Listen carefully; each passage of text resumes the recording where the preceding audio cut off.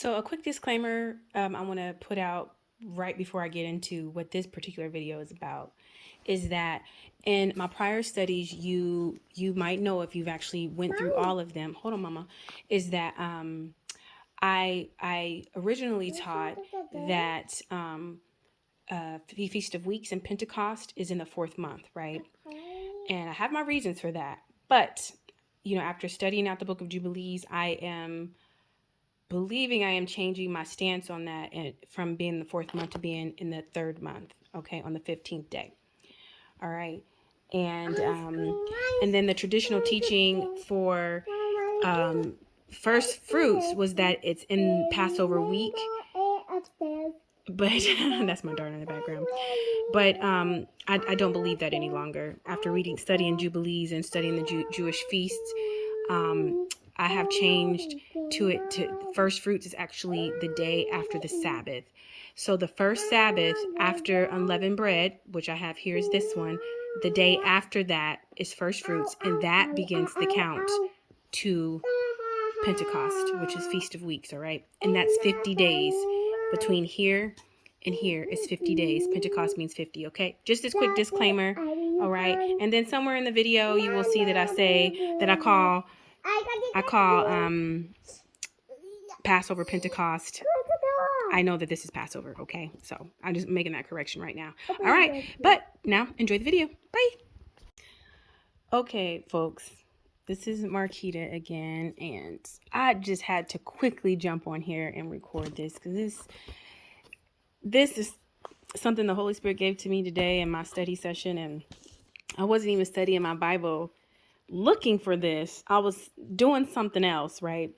And just sitting here, I just learned something, and I just want to share it quickly. And I want you guys to leave me a comment in the comment section and let me know, did you already know this, or is this new to you as well? Okay.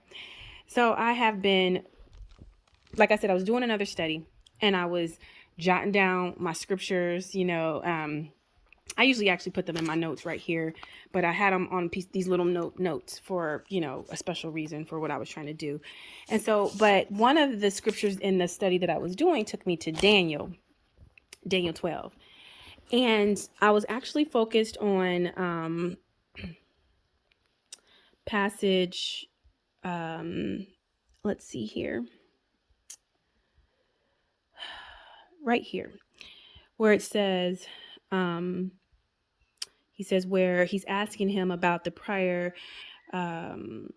prophecies, and David is asking the angel, okay, so how long until these wondrous things happen, right? This is the end of Daniel. I'm in chapter 12. And it says, the man dressed in linen who was above the water of the river. It describes who that guy is in the previous passages. But he raised both hands toward heaven and swore by him who lives eternally that it would be for a time, times, and half a time. When the power of the holy people is shattered, all these things will be completed. So this was the focus of what I was studying, right? And this is just showing that the tribulation is 3.5 years, right? And at the end of the tribulation, that's when the two witnesses, when it talks about the holy people, the 144,000, etc. Basically, the saints that are still on the earth at that time, which is not the church, by the way, when they will, once their standoff with the Antichrist is broken, then all these things will be completed. We also know that at the end of that time period, the Antichrist, his 42 months is up. So we know Jesus is coming back then. Okay, I got another point out. I'll make another video about that. But this is something different. So I was reading that, and then I came on down here, and I was like, oh, well, maybe this applies to what I'm going to be doing in my next study as well. So, I came down to this passage and I read it. And I do this all the time where I'll read a passage, I'll get on a tangent, I'll start tinkering with numbers and math and doing things and figuring stuff out. And I just figured a piece out. And I want to know, did any of you guys already know this, or if this is new to you? Okay, so now he gives them some more timing, right? And I've heard various things. I'm very familiar with this piece. And I've heard various explanations on it, none of them which ever satisfied me. But, I just slept on it and parked it because it was like, it's not that big of a deal. We know for sure the 1,260 days stands, and these particular things were pretty much close to it. So I was like, Lord, when you're ready to give me an explanation that satisfies me, then, I'll go with it. But for right now, I'll just park it, right? So it says, from the time the daily sacrifice is abolished and the abomination of desolation is set up, there will be 1,290 days, okay? Happy is the one who waits for and reaches 1,335 days. Okay? All right. Now, this isn't the 1,260 days. So what does this mean, right? And for so long, I've read this passage and I've always just breezed over it because, like I said, I hadn't figured it out, and I've always, I try not to recreate the wheel. I try to see if there's any other teachers who might have figured it out, and I had none who came up with an explanation that satisfied me, so I just parked it, right? And so that means I just sleep on it and I move on to other things, right? But lately, I've been reading Enoch and Esdras and looking at the calendars that they have. This was in the study that I was actually doing, right? And I came up with this calendar here. And this was based on another teacher, right? So I have been looking into the Enoch calendar and the calendar that we're given in the book of Jubilees. I said Esdras, but it's actually in Jubilees. I want to say how we count the year, right? And what's important about this is that this particular calendar is self-adjusting. And that means that feast days will be on the same day every single year. How our calendar shifts, meaning the 14th might be on which what we would call our Tuesday, but like the third day of the week in one year. But then the following year, it'll be on a Wednesday. That's how our calendar operates. But this particular calendar doesn't operate that way. It's self-adjusting. So what that means, and the shortest explanation I can give you, there's a bigger reason, but is that all the days will be the same. So the 14th is on the third day of the week this year, and it will be on the third day of the week next year, right? That's the way it works. And from every year after that. And that goes for all the months, right? It all adjusts. So that's what I was actually looking into, and some other things that I was going to bring up about that. But something said, I got on a little tangent, and I had read this, and because I was already in this frame of thought, I was like, let me do some quick math, right? So my first thought was that, well, if you take the 1,260 days and you subtract it out of 1,290 days, you learn that it's actually 30 days extra, right? It's 30 days more than the 1,260 days. That's 3.5 years, by the way, right? So it's 30 days extra. And if you do the math here and you subtract 1,260 days from 1,335 days, it's 75 days extra, right? So my first initial thought was, what's the next feast day? And after the ones we know. And so, it's here, month 7. These are the last ones that we know of. And then there's 2 additional ones that are covered in other books. So I thought perhaps that extra 30 days and 75 days might land us somewhere. So the next one would be Hanukkah, which is in the 9th month on the 25th day.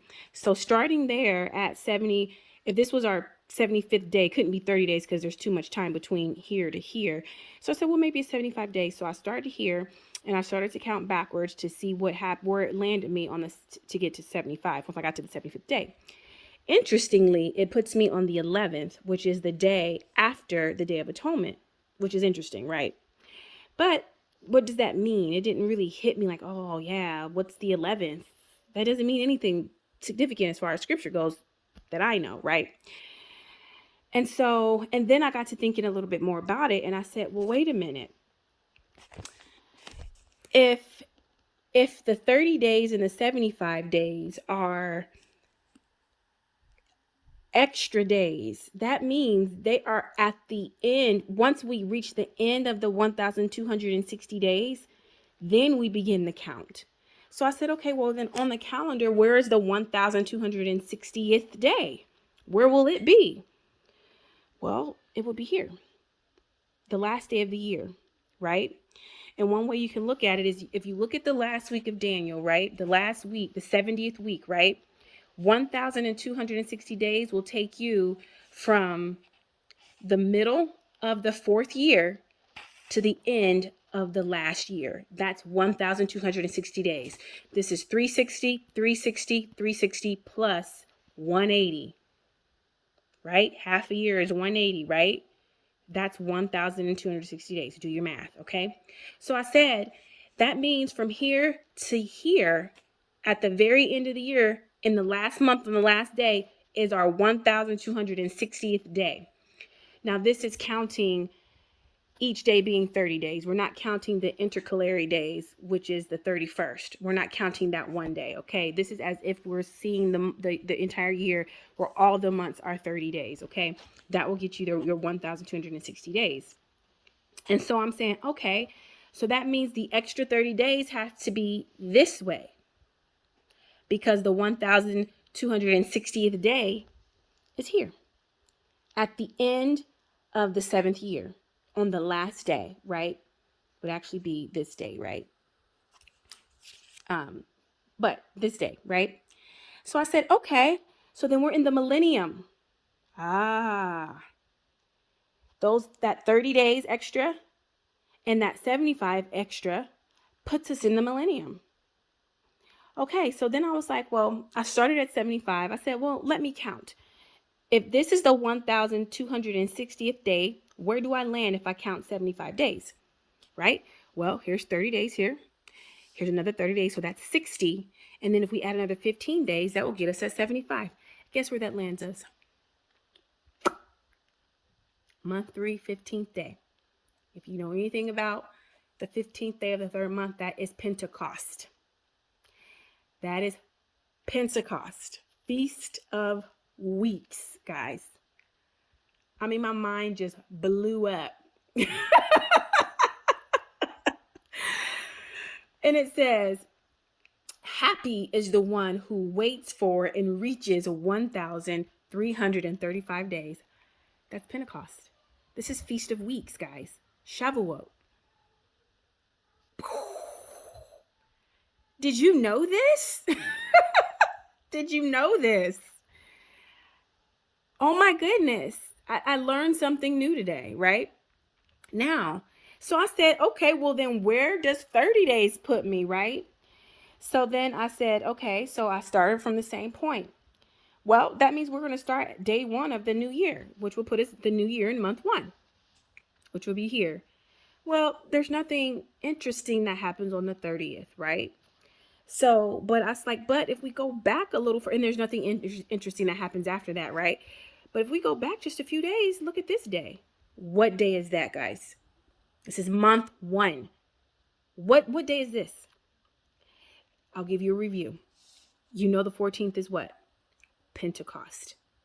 When is the Feast of Unleavened Bread? It starts the very next day for 7 days. It puts us from the 15th to the 27th. When do we begin the count for Pentecost, right? After the day after the Sabbath. So if this is the last day of unleavened bread, the next Sabbath is this day. The day after it is this day. I said, but that's not 30 days. So I was like, it's off 1, 2, 3, 4 days. And I said, well, why would it be off 4 days? And I got to thinking that, well, perhaps it's this first day, this 31st day, the intercalary days, that could be throwing that days off, the count off, right? Because it shifts the days. But if you remove those 4 days and you start the count for the 30 days on the 29th, right? If you start here and then count, then it will put you exactly on the 26th. Right? I was like, okay, Lord, that is interesting. And what's so interesting about first fruits and Pentecost is that they're considered, they are considered in like the book of Jubilees to be like a joint feast. Even though there are different timings, they're spoken about together, okay? In order to get this day, you have to count from this day. To get to the 15th, which we know in Jubilees, this day is given to us. Month 3, 15th day is given to us. And there are so many significant things that happen in the book of Jubilees on this particular day. This is where God made a lot of his promises to the patriarchs: Noah, Abraham, Isaac, Jacob, right? So this is a very important day. Plus, in the book of Jubilees, it talks about how this particular day is, out of all the feasts, this is the one that was established by God himself, right? Meaning there was no patriarch connected to it. This was the feast that the angels told Moses that they had been celebrating since creation. Since creation. So that there is no human, no person that is connected to its establishment like all the other feasts are, right? This one was began by God before we were ever created. And they even celebrated in heaven, right? But to get to this day, you have to count. This will be the 50th day. Remember, Pentecost means 50. This will be the 50th day. Well, when you count backwards, it gets you here. If your months of the year are like this, right? And I've done this calendar different ways where I had the first beginning on different days of the week just to see if we will still get to the 15th. And so far I've done this like 4 different ways. And the only way to be specifically on the 15th as your 50th day is to have day 1 on the 4th day, which is on a Wednesday, which will be like our Wednesday, right? So then it puts not Pentecost, but Passover on a Tuesday. It puts unleavened bread, the last day of unleavened bread, on a Tuesday, and the first day on a Wednesday. It puts the next Sabbath on the 25th, and our count begins at the beginning of the week on the 26th. 50th day is this day, okay? So if we take those days out, that one, all the 4 intercalary days, I don't know if I'm saying that word right, it gets you exactly on the 26th, right? And this to me is the most significant of the feasts, is first fruits and Pentecost, or Feast of Weeks, right? That, according to Jubilees, these 2 dates are very important, right? And I've got some other things that I'm studying out as it pertains to these 2 days and are being gathered to God, right? And the timing of the raptures, right? We kind of went into this a little bit, but I'm changing up some things now that the Holy Spirit has revealed a little bit more to me. But gosh darn it, I think that's so fascinating that all this time I have been reading those passages, and I have to admit that back when I was really beginning my journey on studying eschatology, I hadn't really delved much into the Enochian calendar or the Jewish feasts. You know, I eventually got into those things, and because of it, God has opened so much more to my understanding, and my understanding of the prophecies. You know, you need to know these things. So I advise you to find a calendar that works for you. This is the one that I have. Basically, you can do the same thing. This is all you need. You need to start your month 1 on a Wednesday. The first day of the month needs to be on a Wednesday. Every single month has 30 days except month 3, 6, 9, and 12. They have a 31st day. That's that intercalary day, right? But all the other months have 30 days, and then you'll have the calendar. Easy peasy, right? And then you just go in and you mark your feasts, you know, your Passover, unleavened bread, first fruits, and then this will be Pentecost. And then in month 7, you'd have trumpets. You'd have the Day of Atonement is the evening of the 9th to the evening of the 10th, right? And then the Feast of Booths or Tabernacles will begin on the 15th, and it goes for 7 days. And then there is an 8th day celebration on the 8th day, which will put you on the 22nd. All right. Hanukkah is on the 25th of the 9th month. This is when the temple was cleansed. And this was the initial reason why I was looking at this, right? Because I was just like, okay, maybe there's some significance there. There's something else I'm studying out. Hold on, mama. There's something else I'm studying out about this date, right? The temple is cleansed on this day. And we have in Daniel where it talks about, after this is not in here, I have to find where it's at, but it talks about in Daniel, it says, After 2300 evenings and mornings, the temple will be cleansed. It says 2300 evenings and mornings, the temple will be cleansed. Well, you know that prophecy is pattern, right?